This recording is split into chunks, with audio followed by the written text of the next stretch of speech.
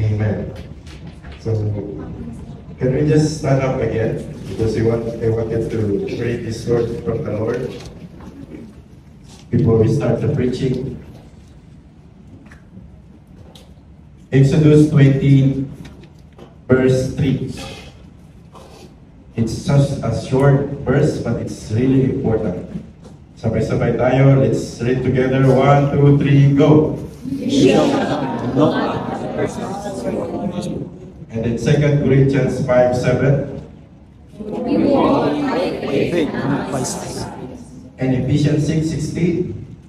Above all, taking the shield of faith with which we quench all the fear of the big one.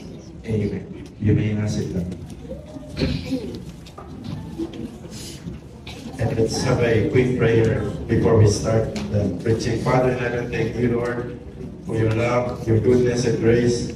Lord, help us, O God. Continue to flow your anointing as we listen and study your word, Lord. I am not worthy to stand up here. Thank you, God. So you gave me the privilege to share your word. I pray for the anointing for all of us, O Lord. Help us. Let the Holy Spirit teach us. Let the Holy Spirit guide us. Because apart from you, we cannot fathom the message, the rhema of your word, O God. Father, thank you. We commit to you this full service. Continue to bless us, purify us, and sanctify us. In Jesus' mighty name. Amen and amen. So, the title for today is that God first and be equipped with faith. So, una na sis.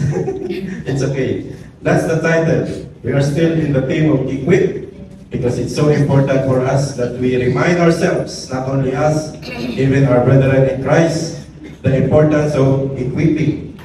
You cannot overcome or you cannot be victorious if you are too weak. So, though God promises victory in life, but it's good that every now and then we are equipped by God. We cannot equip by our own selves. It's by God alone. It's by the Holy Spirit. So that is why you are here. It's part of equipping, empowering. So why do we need to be equipped? Because we are like an analogy. You are also like a soldier. We are in a spiritual battle. So we all know the three enemies we discussed already: pride, pressure, and pressure. PPP. So it's very important to understand God first. Say to your seatmate, God first. And faithfulness goes hand in hand. So you cannot say that God first and you don't have faith, and you have faith and you don't prioritize the Lord. It's just nonsense. So this God first and faithfulness, though we need to discuss a lot of things for us to be equipped, but I want to give emphasis for today about the faithfulness and the priority in our lives. So that is God. So point number one, I don't want to delay this because we have limited time. God first. The verse says there that before that Exodus 23, God spoke all these words saying, I am the Lord your God who brought you out of the land of Egypt, out of the house of bondage. You shall have no other gods before me. Remind yourselves, no other gods but the Lord of Israel. No other God but the Lord of Israel, the God of Abraham, Isaac, and Jacob. So this is in relation to the 10 commandments given by God. But Pastor Michael, we are not already in the law. I do know that we are not under the law, but we cannot just ignore the Old Testament and the law itself. It will help us pursue the righteousness of Christ.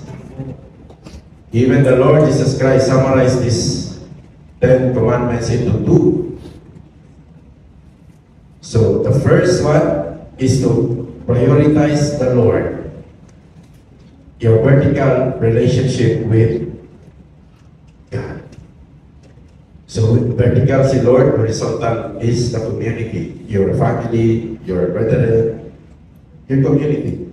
So it is related to the Ten Commandments. So from 1 to 4, it talks about to God.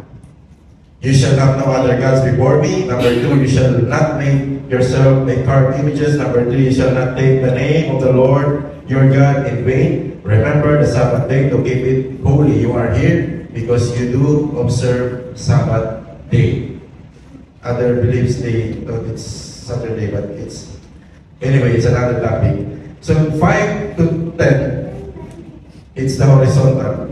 Honor your father, your mother. You shall not murder. You shall not commit adultery. You shall not steal. You shall not bear false witness against your neighbor. You shall not covet your neighbor's house. So it's all there in Exodus 20, 12, 17. Now, in context, why God says, before me? Why? Because the Israelites, they are in captives from the Egyptian for 430 years, some sort of that, to 430 years. So in Egypt, they have also a lot of gods. They have God of water, they have God of yung ano gods. But anyway, the 10 plagues represents their gods. And the firstborn of the Pharaoh, soon to be God. That's why God killed the firstborn of the Pharaoh. So that's why God says, before me. Nowadays, there is no such thing like this in us. But sometimes, ourselves, we make it God. Sometimes we consider ourselves first before God. So this is the importance of God first principle, or the principle of first. Shall we say first? First. So that you won't forget. Diba? Mas maganda talaga yung first. Pag sinabing second, sa Tagalog parang, diba? May number 2, may number 3. Hanggang pag-away-away sila. But anyway, to back this up, in Isaiah 45 verse 5, it says, I am the Lord, and there is no other. There is no God besides me. So, the Lord is simply saying, don't worship other gods but me. Don't worship your possession. Don't worship your career. Don't worship your anything, or don't even worship don't prioritize. If you replace God as your top priority by something or someone else, then you are worshiping other gods. If you are prioritizing on pursuing money, that's your God.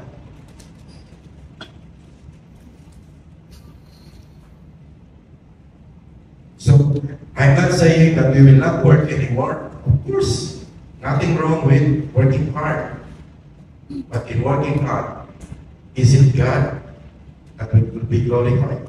Nagpasalamat ka ba sa Lord that you have a job? O puro lang ang lumalabas sa bibig mo?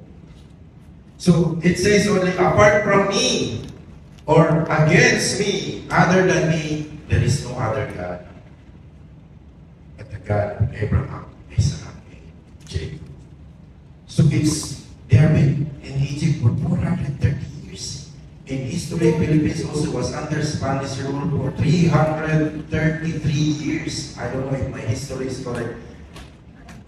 3 centuries, more than 3 centuries. That's how long